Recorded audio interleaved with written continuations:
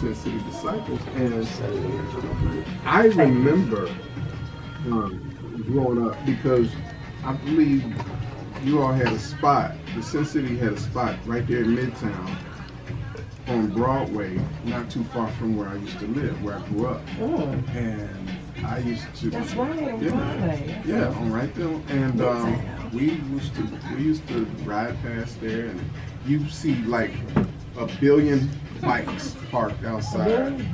Yeah, man, they were all over the place. They were there, and they were deep. And so, like Ludine was saying earlier, we would go to the parades, and we would just watch. Since they were like, it seemed like they took up like 2 miles of the parade because there was so many. Absolutely. And it was like, you just, as a boy, I was fascinated. Because it was like, and it was so vibrant.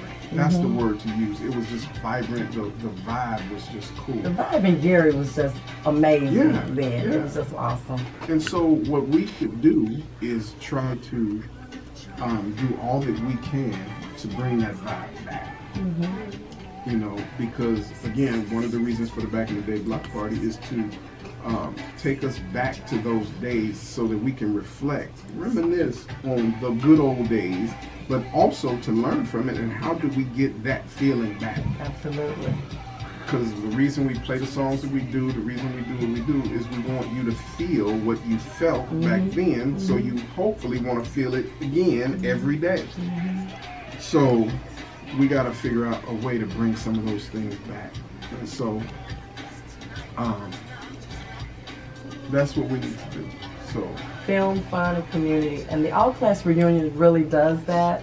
Right now, I love going. I let somebody say, you didn't go to Roosevelt, but you're here. I'm like, it's a fun time in the city. I go to all the reunions if I'm able, because it's just a fun sign. It's a nice vibe. It's community. And I just love my city. I love my city. So I'm going to be there. Absolutely. And, you know, I'm a Roosevelt alum, so. Oh, it's something in my throat. Excuse me. Oh, I'm sorry. Yeah, that's what I'm talking about. There you go. Right, see. Just for the record, I went to Emerson for 1 year and I'm a Horseman graduate. Okay, all right. Let me just say that. She went to Emerson for 1 year, they kicked her out, and then she went to It closed. It closed because we closed. Any of that against her. None of it. That was the only place that she couldn't get into Roosevelt. Let me say this. When Emerson closed, we had a choice. We were just like the Marine Corps, only a chosen few. Right, absolutely. Few good people. Few good people. So I'm just But my mother went to Roosevelt, and if it had not been for her, it would not be for me. So I love Roosevelt. Absolutely. It's always a good And place. see, that shows that your genetic Oh, God. yeah, is ties is right there. Why she bring it up all the time? Yeah, right there. It's in your genes. Right there. There you go. Remember, Stop it, Dr. Stevens. Stop it. remember what you just said. You've been around Sin City all those years when you were a big boy. You're honorary member now. Oh, well, there you go. Yes, honorary member. Yes, sir. It's in your genes. See, I love it. I love it. Yeah. Now I think I'm gonna have to go out and buy me a bike. No, you know what, Doc? We also started another chapter, a phase in Sin City, because in the biking world, it's keeping up with times and going to the next level. Automation, always a change. It always go around that. Yeah. So now we have Sin City Motor Club. So you just come in your car. Oh, Really? Ride around in your come in car. my car? Yeah, you can be in the club in your car. Good stuff. Yeah, why that's they, right. Why they tell us that? Why they So tell now us you ain't got that? to worry about no bike, you know. Ooh, girl. That was just like a long time ago when we were starting. People used to say, well, when I say whites, but we're not prejudiced, because we have all. That's what makes us so unique. We have all nationalities in our club. Here we go. We're gonna talk about it. Oh. That's good. That's his line. It's good. Oh. That's his line. It's good. He loved it. None other than the one, the only, the icon, the greatest musician to ever live, Prince. Alphabet Street. Before that, Arrested Development with Tennessee. That was our back-to-back for one of our back-to-backs. I think we're gonna do another one a little later. But yeah, so listen, we have here, and man, we've had a great discussion offline, and so talking about Sin City Disciples, and it's just so y'all know, those that are on Facebook, they heard, but I'm an honorary member now.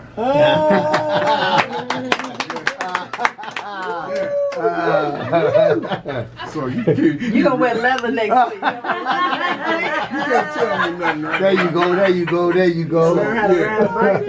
I'm gonna come in here with something next week for the anniversary, for the birthday show. Yeah, I'm gonna pull something out. I'm looking like Eddie Murphy. Not the Michael Jackson jacket. Right. I never did the Michael Jackson. I can't pull that one off. I'm too big for that. Look like Michael Jackson ate the Jackson. Stop it.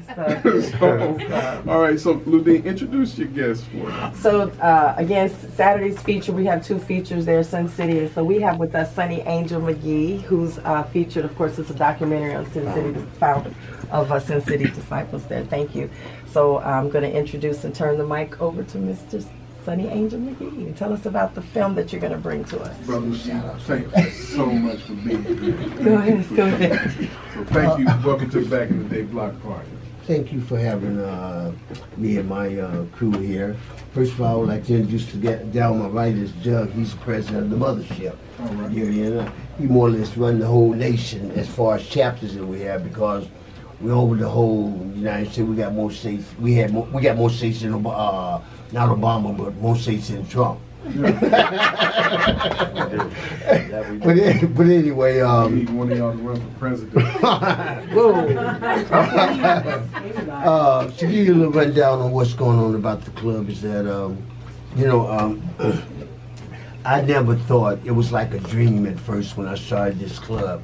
I never thought it would be this big. I was like 17 years old and just graduated from Roosevelt High School. And Roosevelt again. So I was intrigued because they had this movie on. I think at that time it was the Wild Ones. Yeah, it was about in Hollister when they had Lee Marvin and Marvin Brando and stuff. And so I was like 17 years old, and my brothers and all them back in the day, they rode horses. I don't know if you remember Dr. Williams that was on 25th Avenue. Right. Bowling Williams and all. They had West horses. Side. Yeah, West Side. My brother had all kind of horses, but one brother had a swayback horse, and he killed some money up the hill. Poor horse. But anyway, they was riding horses. So I saw this movie, and I persuaded my brother into buying a bike. I couldn't ride no bike, but he couldn't either. So I persuaded him, kept begging him to buy a bike. So suddenly he bought a bike. And at that time, when he bought the bike, I didn't know how to ride. He didn't know how to ride, but it wasn't a thought of starting a club then, but I just wanted that bike. So after that, I think it was a big snowstorm in 1967. It was a snowstorm. Yeah. By that time, I had moved to Sacramento with my sister. And then that's when I saw in person, first time, the Hells Angels. And when I saw these guys riding those bikes and the power and the energy that they gave off and the love and the brotherhood that they had, my head started clicking. So I looked in, a lot of people don't realize it, in 1967, in Ebony magazine, go back to the magazine, you'll see where it said Gary was Sin City of the Midwest. That's where I got the name from, out of Ebony magazine. Didn't know that. 1967. And I looked in there and I got the idea from them, so I got some colors made, as we said, patches. So I moved back here, but the club was going to be started with my brother, and his name was Bud. He died right before I came back. This was in '67. So when he got back, I just kept on and I started the club. We was like young guys. We had all kind of stuff. So when I started the club, I didn't know it was prejudice in the biking world. I thought all bikers was the same. Man, they really showed me at 17 years old. I didn't know nothing about fighting and shooting and stuff like that. And at that time, Gary was a real prejudiced town. We was all in the Midtown area. So they had a bike run. This I'm skipping around because they didn't know how to shop. We went to this bike affair in Schoolcraft, Michigan. And that's going towards Michigan by Jackson and all that, going towards Michigan, Detroit. So we rode into the camp, and I was like 17. We had, you know, about 15 guys, white, blacks, Puerto Rican, Mexicans, Germans, and everybody. So we ride down this camp. Like I said, mind you again, I said that I thought it wasn't no prejudice in the biking world. So when we pulled down, I had a Sportster. And it was so hard to crank, I had to get a big guy to crank this bike because I couldn't crank it because it was that powerful. We pulled down in this thing, it was one way in and one way out.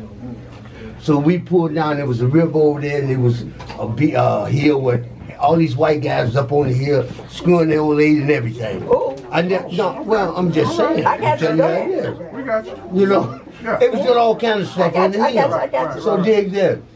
When I pulled in and cut my bike off, the guy said, "What y'all doing here?" He said, "I said who?" So what y'all niggas doing here? Just like that.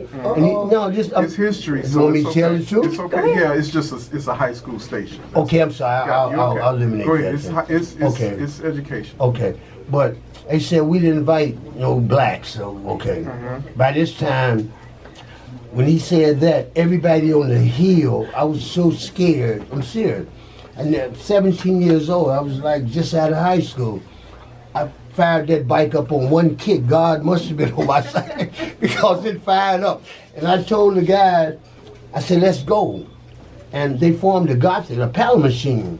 So we had to ride these bikes in between them to get out. They had chains and everything. So I got to the top of the hill and waiting on everybody else.